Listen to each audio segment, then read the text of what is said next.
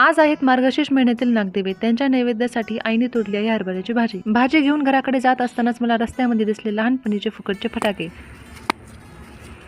मग फटाके फोडून आले घरी आणि आजीबाईची चालली आहे नागदेवी बनवण्याची लगबग.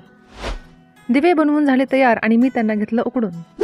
दिवे लावायचे म्हणल्यावर वाती तर पाहिजेच ना. आता आजीबाई वातींचा प्रबंध करतायत.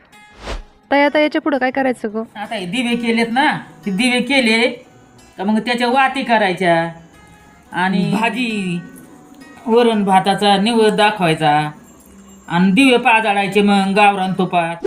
हे दिवे कशासाठी असतात ताई? अगं हे नवसाचे असतात लेकांचे, 5-5 वाती करायच्या आणि दिवे पाजाडायचे. आणि लेकींच्या नसतात का? लेकींच्या समय असतात ते काय त्या लावायच्यात ना.